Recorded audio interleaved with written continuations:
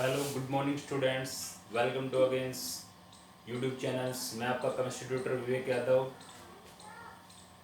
तो जैसा कि बेटा हमने प्रीवियस पार्ट के अंदर डिस्कस किया था वेस्पर थ्योरी के बारे में, valence shell electron pair repulsion theory, और उसके कुछ पॉइंट्स को डिस्कस किया था। अब हम जो आगे नेक्स्ट आज डिस्कस करना चाह रहे हैं कि इम्पोर्टेंट टॉपिक है जो आपको आई थिंक आगे भी काम आएगा।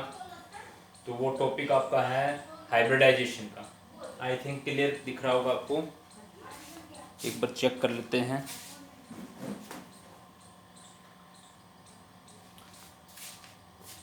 तो आज हम जो टॉपिक डिस्कस करना जा रहे हैं वो आपका है हाइब्रिडाइजेशन का। तो मैं आपके साथ आपका केमिस्ट्री ट्यूटर विवेक यादव। तो बेटा आज का सेशन स्टार्ट करते हैं, हम सीखते हैं क्या इस इम्पोर्टेंट सेशन के अंदर है। तो सबसे पहले देखो हाइब्रिडाइजेशन क्या होता है।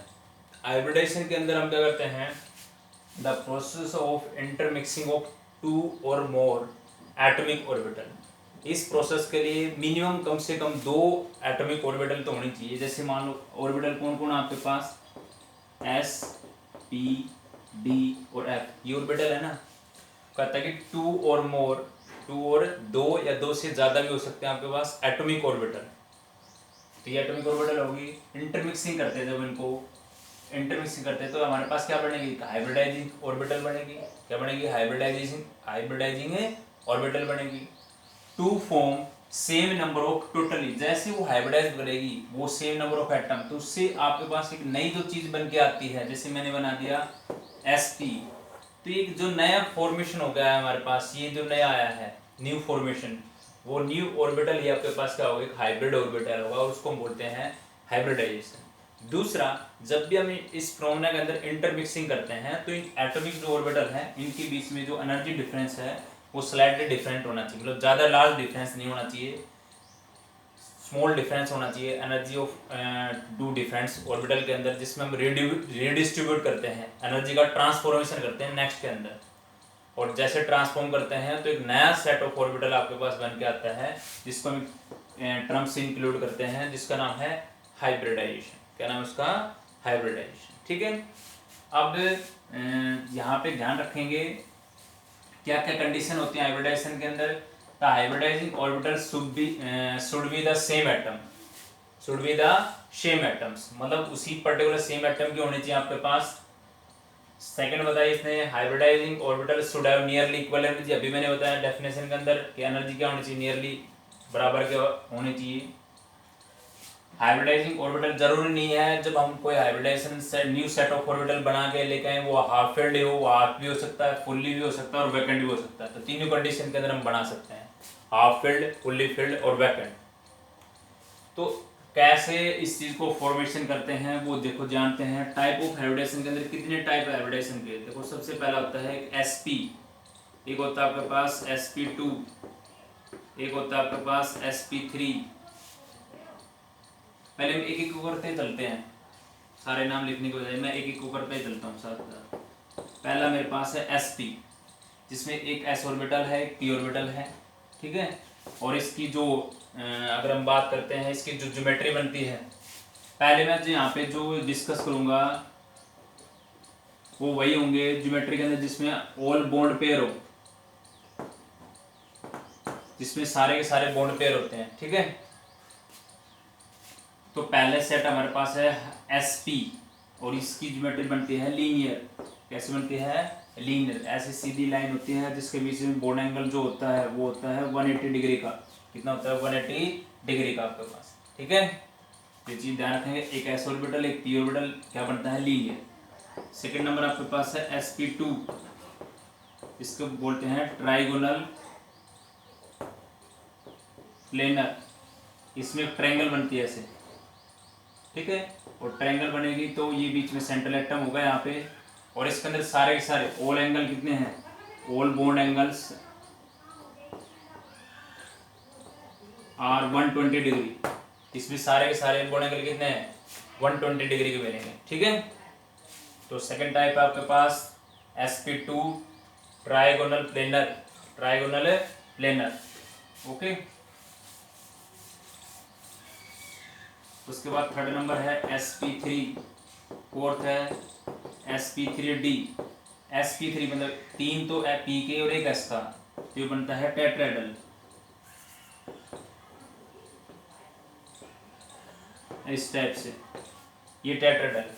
और इसमें जो बॉन्ड एंगल बनते हैं वो होता है 109.28 डिग्री का टेट्राहेड्रल एंगल आपके पास, ठीक है, 109.28 डिग्री का टेट्राहेड्रल अरेंजमेंट जिसको बोलते हैं। इसकी ज्योमेट्री टेट्राहेड्रल है। sp3d, तो देखो 3 पी के, एक डी का, एक एस का, ये बनता है आपके पास ट्राइगोनल बाइपिरामिडल। ट्राइगोनल बाइपिरामिडल, या इसको हम शॉर्ट रूप में जानते हैं टीबीपीपी के नाम से। TBP trigonal bipyramidal, trigonal bipyramidal. तो ये बनता कैसे है, ये इसकी स्ट्रक्चर इस टाइप से होती है थोड़ी, मतलब ये एटम यहाँ पे होते हैं ऐसे से। ये मैं अलग अलग जब एग्जांपल करवाऊंगा जब बताऊंगा आपको कैसे बनेंगे इसके अंदर, ठीक है। ये आगे आपके पास sp3d। फिफ्थ नंबर पे होता है कि sp3d2, इसको बोलते हैं ऑक्ट्राहेड्रल। ऑक्ट्राहेड्रल, और ध्यान रखेंगे इसमें जो बॉन्ड एंगल है, ये तो अंदर वाले जो एंगल है ना, ये जो ट्रायंगल के अंदर बने, ये तो सारे 120 के हैं। और ऊपर है आपके पास वो किसके, आपके पास इन ये एक्सियल एक्सियल की बात करें, देखो ये अभी मैं स्ट्रक्चर कराऊंगा जब वो आपको बताऊंगा। ये वाला ये जो देखो, एक थोड़ा बड़ा स्ट्रक्चर बनाते हैं इसी के अंदर।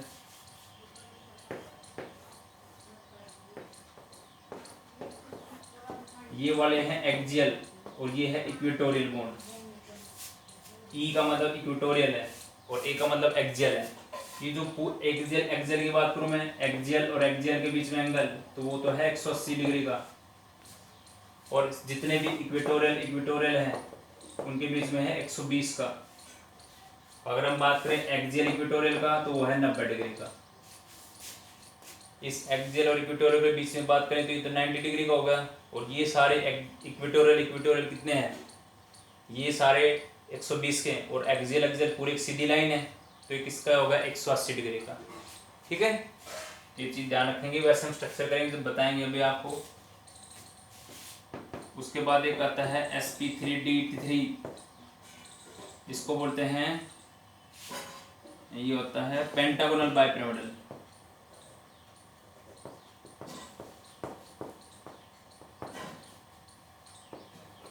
पेंटागोनल बाइपिरामिडल, ठीक है। तो इसमें पेंटागन बनती है, देखो इसको बनाते हैं। जैसे ये तो हो गया ना आपके पास, इसमें ट्रायंगल बाइपिरामिडल क्यों बना गया, क्योंकि इसमें एक ट्रायंगल है ऊपर नीचे है, तो इसका नाम हुआ ट्रायंगल बाइपिरामिडल। एक sp3 ऑक्टाहेड्रल, ऑक्टाहेड्रल को बनाते हैं। देखो ऑक्टाहेड्रल तो सिर्फ बेंजीन जैसे बनाते हैं ना आप, जैसे बेंजीन बनाते, मान लो ये सेंट्रल एटम हो गया आपका, ऐसे बनती है ऑक्टाहेड्रल का। और इसमें सारे एंगल कितने हैं, all angle are 90 degree, all angle are 90 degree. Pentagonal bipyramidal की बात करते हैं, वो स्ट्रक्चर बनती है इस टाइप से। पेंटागन बना लो पहले, ये पीछे में मान लो आपका सेंट्रल एटम हो गया यहाँ पे, और दो बॉन्ड ऐसे होते हैं सीधे हैं बिल्कुल, ये दिखाई देने में आपको, क्योंकि मैं सीधी डायरेक्ट लाइन खींचता तो इसके ऊपर आ जाती नहीं ये। तो ये जो दो लंबे मैंने खींचे ये एक्सियल वाले हैं, और जो अंदर हैं वो सारे इक्वेटोरियल हैं। सारे क्या हैं, इक्वेटोरियल है। तो 5 इक्वेटोरियल हैं और 2 एक्सियल है। तो एक्सियल वाले बॉन्ड एंगल की बॉन्ड लेंथ ज़्यादा होती है, ठीक है। वो आगे आएगा हमारे पास, क्यों एक्सियल की बॉन्ड लेंथ ज़्यादा होती है। तो ये सारे इक्वेटोरियल अंदर वाले ये हैं 72 डिग्री के। और ये पूरे एक्सियल और एक्सियल की बात करें तो वो उसके बीच में 180 डिग्री का। और एक्सियल इक्वेटोरियल की बात करें तो वो 90 डिग्री के हैं, क्योंकि एक्सियल एक्सियल तो सीधी लाइन होगी ना सिर्फ, वो तो 180 का हो गया। और इक्वेटोरियल सारे 72 डिग्री के हो गए। और एक्सियल इक्वेटोरियल की बात करें, मान लो ये एक्सियल है और ये इक्वेटोरियल की बात करें तो ये तो ऊपर ऐसे सीधा खड़ा है और ये नीचे ऐसे, ठीक है। तो इसमें 90 डिग्री का होगा। एक्सियल इक्वेटोरियल के बीच में 90 डिग्री का। एक्सियल और एक्सियल मतलब ये ऊपर नीचे ऐसे सीधे आते हैं ना स्ट्रक्चर में, ऐसे वो एक्सियल है। और रिंग के अंदर जो बॉन्ड है वो सारे इक्वेटोरियल है, वो है 72 डिग्री। तो ये तो हमने टाइप ऑफ हाइब्रिडाइजेशन देखा, sp, sp2, sp3, sp3d2, sp3d, sp3d3, sp3d3। ठीक है। अब देखो आपको मेन काम क्या होता है, देखो ये ऐसे बनाने का कोई वो नहीं है, आपको क्या चीज आनी चाहिए वो सिखाते हैं। देखो एक फॉर्मूला हम बताते हैं इसके अंदर, वो फॉर्मूला आपको आना चाहिए। Formula to find out hybridization, वो ये 1/2 number of valence electron of an central atom. आपके पास सेंट्रल एटम के पास जो वैलेंस इलेक्ट्रॉन वो लिखने हैं, प्लस में number of monovalent atom, number of monovalent atom, कितने मोनोवैलेंट एटम वो जमा करेंगे इसमें, प्लस में नंबर ऑफ, प्लस में चार्ज ऑफ कैटायन ना चार्ज ऑफ एनायन, माइनस में चार्ज ऑफ कैटायन। वैसे आपका जो जितने भी हम एग्जांपल करवाएंगे, मैं इसके अंदर ये तो आएगा भी नहीं है वैसे आपका, पर एक दो एग्जांपल करवाएंगे ऐसे भी आपको। तो ये फॉर्मूला आपको याद होना चाहिए कि आपके जो सेंट्रल एटम है उसके पास कितने वैलेंस इलेक्ट्रॉन है, मोनोवैलेंट कितने वो ऐड कर दो। ठीक है, डाइवैलेंट का इसमें कोई चक्कर नहीं है, डाइवैलेंट बिल्कुल नहीं लिखना। मतलब मोनोवैलेंट डाइवैलेंट क्या है, जो सिंगल बॉन्ड बनाते हैं वो मोनोवैलेंट होते हैं, जो डबल बॉन्ड बनाते हैं वो डाइवैलेंट होते हैं। ठीक है, डबल बॉन्ड जैसे कौन बनाता है, डबल बॉन्ड ऑक्सीजन बनाता है। मोनोवैलेंट कौन बनाते हैं, जैसे फ्लोरीन है मोनोवैलेंट बनाता है, क्लोरीन है मोनोवैलेंट है। सिंगल बॉन्ड जो बनाते हैं वो मोनोवैलेंट होते हैं, डबल बॉन्ड जो बनाते हैं वो डाइवैलेंट होते हैं। ठीक है, अगर आपके पास जो भी जिसकी हाइब्रिडाइजेशन निकालने जिस भी कंपाउंड की, अगर उसमें एनायन दिख जाए तो जितने चार्ज ऑफ एनायन है उसको ऐड कर दो। और अगर आपको उस फॉर्मूले के अंदर कैटायन दिख जाए, जैसे मान लो मेरे पास एक CO3 2 नेगेटिव है और एक मान लो NH4 पॉजिटिव है, अगर मेरे को इसकी हाइब्रिडाइजेशन निकालनी होती तो इस फॉर्मूले में जैसे प्लस एक साइन है ना, तो मैं वहाँ पे एक माइनस कर देता। और अगर इसकी निकालनी होती तो मेरे पास एनायन पे 2 नेगेटिव चार्ज है, तो मैं क्या करता इस फॉर्मूले में 2 नेगेटिव जो चार्ज था मेरे पास उसको मैं प्लस कर लूँगा। ठीक है, नेगेटिव चार्ज को प्लस करते हैं, पॉजिटिव चार्ज को माइनस करते हैं हाइब्रिडाइजेशन के अंदर। ठीक है, अब देखो कैसे करते हैं एग्जांपल को मैं आपको करवाता हूँ। देखो अभी फर्स्ट हम एग्जांपल लेते हैं, जैसे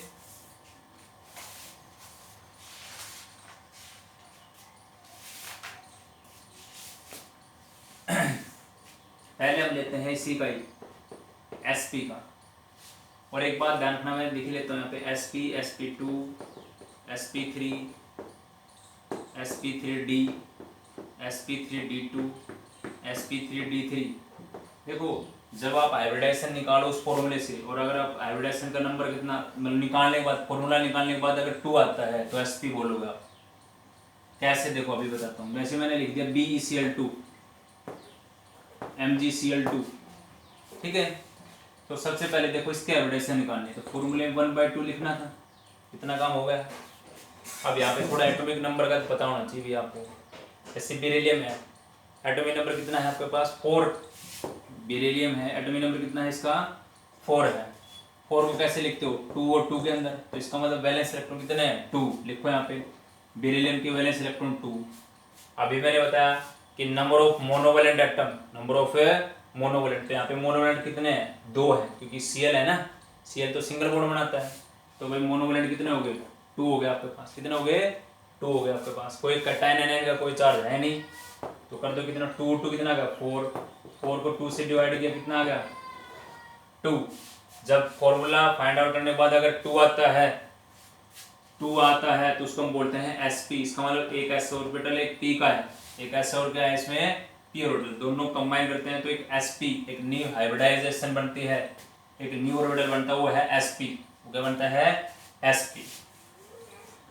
तो जैसे 2 आ गया, स्ट्रक्चर देखो कैसे बनाएंगे। ये सेंट्रल एटम हो गया, Cl इधर है, Cl इधर है, ये बॉन्ड एंगल 180 डिग्री का है, ये कितने का है, 180 डिग्री। और ये सीधी जो स्ट्रक्चर होती है उसको बोलते हैं ऐसे लीनियर स्ट्रक्चर। कैसे बोलते हैं उसको, लीनियर बोलते हैं। ठीक है।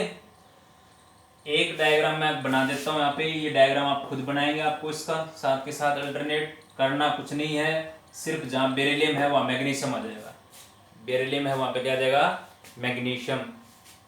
जैसे देखो मेरे को मैग्नीशियम का निकालना है, इस केस में हाइब्रिडाइजेशन, तो एटॉमिक नंबर मैग्नीशियम कितना होता है 12, तो इसको कैसे तोड़ेंगे 282 के अंदर, 282 के अंदर, तो वैलेंस इलेक्ट्रॉन कितने हो गए यहाँ पे, वैलेंस इलेक्ट्रॉन कितने हैं 2।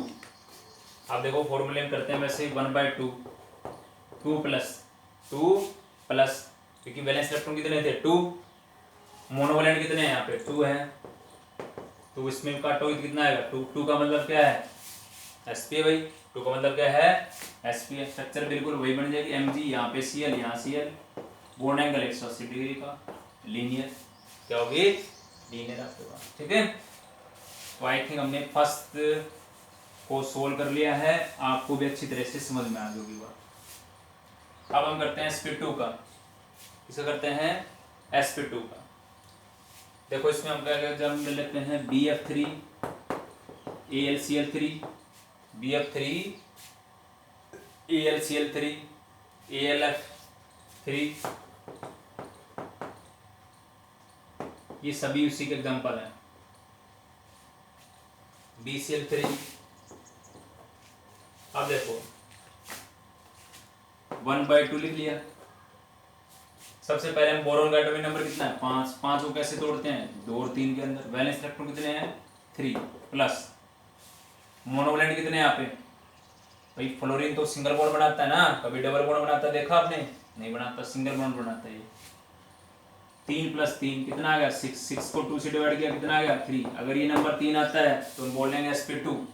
कैसे भाई 3 का, भाई 2 तो इसका नाम का और 1 इसके नाम का है, एस के नाम का कितना है 1, 2 पी के नाम का 2, तो 2 और 1 कितना हो गया 3। तो जब नंबर 3 आया तो यहाँ पे बोलेंगे sp2, क्या बोलेंगे sp2। तो वह स्ट्रक्चर बनाना बिल्कुल आसान है, ये B,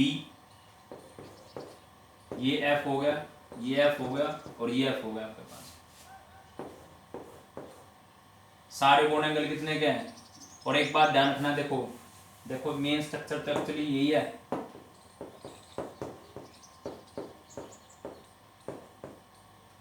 ये बन गया आपके पास। ये जो ऐसे लाइनिंग हम खींचते हैं, ये लाइनिंग, ये मत समझना कि ये बॉन्ड है, ये बॉन्ड नहीं है, बॉन्ड तो अंदर ये 3 वाले थे, ये तो स्ट्रक्चर को एक शेप देने के लिए किए गए हैं, ये तो क्या देने के लिए किए गए हैं, इसको एक शेप देने के लिए।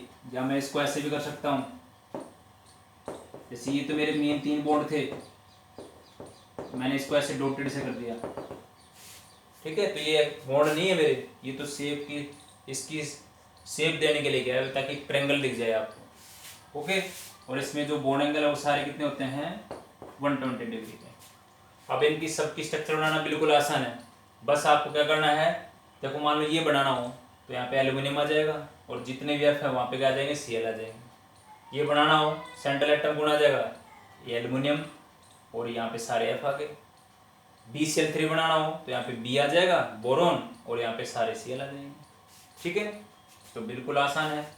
हाइब्रिडाइजेशन आप इनमें से किसी की भी निकाल सकते हो, जैसे मान लो इसकी निकालनी है 1/2, एल्यूमिनियम का एटॉमिक नंबर कितना है 13, कैसे लिखते हैं 2 8 3, वैलेंस इलेक्ट्रॉन कितने हैं 3, तो 3 वैलेंस इलेक्ट्रॉन हो गए, प्लस मोनोवैलेंट कितने हैं 3 कितना होगा 6, 6 को 2 से डिवाइड किया कितना आ गया 3 आ गया।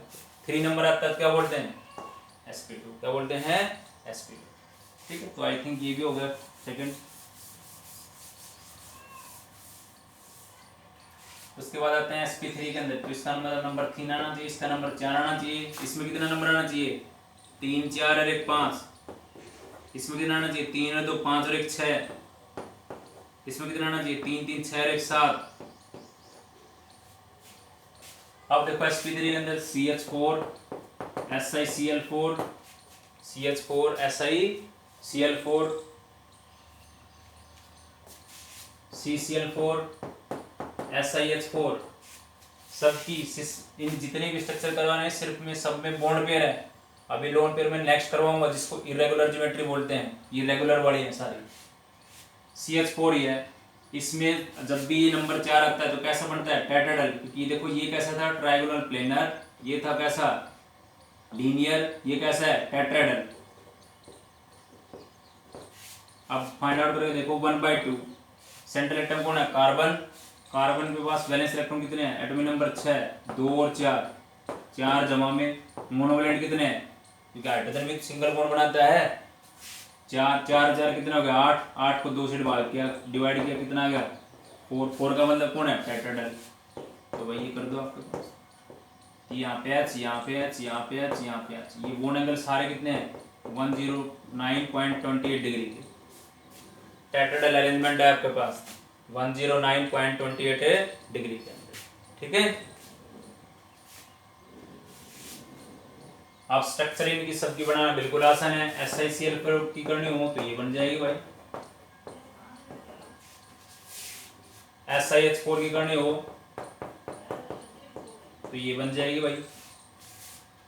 फाइंड आउट करना बिल्कुल आसान है 1/2 सिलिकॉन के पास कितने वैलेंस इलेक्ट्रॉन है 4 क्योंकि एटॉमिक नंबर कितना है 14 तो 14 कैसे लिखते हैं 284 4 प्लस मोनोवैलेंट कितने हैं किसका कर रहे थे हम इसका किसी का कर लो तो इसका कर लो मोनोवैलेंट 4 है 4 4 8 को 4 2 से भाग के कितना आ गया 4 ठीक है तो किसका मतलब ये आ गया ठीक है तो बिल्कुल आसान है। अब हम करते हैं 5 नंबर का ये एग्जांपल लिख लेंगे इसके 4 नंबर वाले हैं सारे एग्जांपल ये।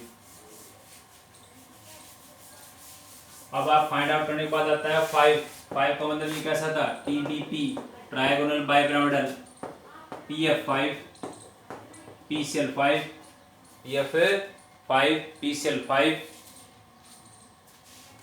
SBF5 अब देखो ये P पहले फाइंड आउट करते हैं हाइब्रिडेशन 1/2 PF5 की कर लो चलो मानो phosphorus atomic number 15 285 285 valence electron कितने हैं 5 प्लस मोनोवैलेंट कितने हैं 5 और 5 कितने हो गए 10 2 से भाग के कितना आ गया 5 का मतलब sp3d।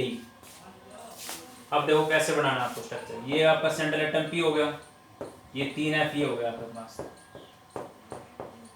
E का मतलब इक्विटोरियल ये सारे इक्विटोरियल बॉन्ड है और भाई ये आपका एक्सियल है F ये एक्सियल है 2 एक्सियल बॉन्ड है और 3 इक्विटोरियल है इन सारे इक्विटोरियल एंगल बिटवीन इक्विटोरियल वो कितना है 120 डिग्री का एंगल बिटवीन एक्सियल का वो है 180 डिग्री का एंगल बिटवीन एक्सियल इक्विटोरियल वो है आपके पास 90 डिग्री का वो किसका है 90 डिग्री का ठीक है। और इसको बोलते हैं ट्राइगोनल बाइपिरामिडल क्योंकि ट्रायंगल तो बन गई ये वाली भाई और ऊपर नीचे बॉन्ड है तो ट्रायगोनल बाइपिरामिडल ठीक है। इनमें किसी की भी स्ट्रक्चर बनाने हो फास्फोरस के भी ये तो वही सेम हो जाएगा और ये आपके पास फास्फोरस फैमिली का ही तो है एंटीमनी जिसको बोलते हैं Sb जिसका सिंबल है इसके पास भी वैलेंस इलेक्ट्रॉन कितने हैं 5 है आपके पास तो 5 मोनोवैलेंट कितने हैं 5 इसके अंदर भी 5 आएगा ओके। उसके बाद नेक्स्ट करते हैं हमें 6 नंबर का अगर आप फाइंड आउट करने के बाद 6 आता है 6 कैसे भाई T के 3 D के 2 और एक S का sp3d2 अब देखो इसके अंदर एग्जांपल क्या होगा आपके पास ऑक्टाहेड्रल है ना SF6 हो गया आपके पास देखो 1/2 सल्फर का एटॉमिक नंबर कितना है 16 कैसे तोड़ेंगे 2 8 6 तो वैलेंस इलेक्ट्रॉन कितने हो गए 6 जमा मोनोवैलेंट कितने हैं 6 12 को 2 से भाग किया कितना आ गया आपके पास 6 आ गया 6 का मतलब कौन है sp3d3 लिखो भाई इसको कैसे आएगा ये S हो गया सल्फर ये सारी बॉन्ड लेंथ इक्वल है इसके अंदर ऑक्टाहेड्रल के अंदर ऐसा कुछ नहीं है ऑक्टाहेड्रल जैसे इसको ऑक्टाहेड्रल ऐसे बना दिया मैंने डॉट कर दिया ऐसे ऑक्टाहेड्रल के अंदर सारे बॉन्ड इक्वल है बॉन्ड लेंथ भी सभी की इक्वल है आपके पास और सारे के बीच में जो बॉन्ड एंगल है वो कितना है 90 degree all bond angle are 90 degree कैसे भाई ये देखो मान लो ये बॉन्ड जो है ना अगर आप एक फ्रश की बात करते हैं फ्लोर फ्रश की बात करते हैं जैसे मान लो जिस पे मैं खड़ा हूँ अभी तो उसके अंदर मैं मान लो सेंटर पे हूँ तो एक लाइन मेरी इधर चली गई, एक इधर और एक इधर। अब एक अब क्या है, छत की तरफ ऊपर है। तो अगर मैं इस लाइन की और उस लाइन की बात करूं, मान लो ये लाइन ऐसे जा रही है उस कोने के अंदर, तो इस ऊपर वाली लाइन और इस लाइन के बीच में बॉन्ड एंगल कितने बनेगा, 90 डिग्री। आप चाहे लाइन ये इधर वाली ले लो, चाहे इस साइड वाली ले लो आप, तब भी 90 बनेगा। तो सारे बॉन्ड एंगल कितने हैं, 90 डिग्री। ठीक है। अब एक एग्जांपल और लिखना चाहते हो तो इसका हो जाएगा TeF6।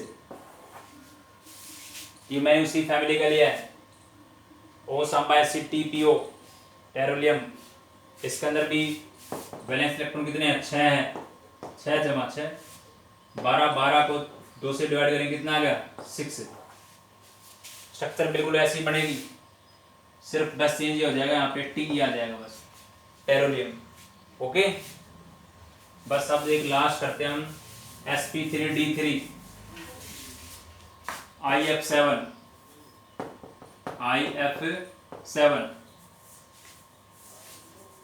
1/2। अब देखो फ्लोरीन, क्लोरीन, ब्रोमीन, आयोडीन कोई भी हो, इस फैमिली के सभी के अंदर वैलेंस इलेक्ट्रॉन कितने हैं, 7 है। फ्लोरीन, क्लोरीन, ब्रोमीन, आयोडीन कोई भी इनमें से सबके अंदर वैलेंस इलेक्ट्रॉन कितने हैं, 7। मोनोवैलेंट कितने हैं, 7/7 7 14 को 2 से डिवाइड कर दिया, कितना आ गया, 7 7 का मतलब sp3d3। अब इसकी स्ट्रक्चर कैसे बन जाएगी, पहले भाई इसके अंदर आप बना लो पेंटागन, ये बीच में आयोडीन, यहाँ पे फ्लोरीन फ्लोरीन फ्लोरीन फ्लोरीन, और 2 ये हो गया आपके पास, टोटल कितने हो गए, 7। ये रिंग के अंदर जो भी है पेंटागन जिसमें बनी है, ये सारे बॉन्ड एंगल तो कितने के हैं, 72 डिग्री के हैं।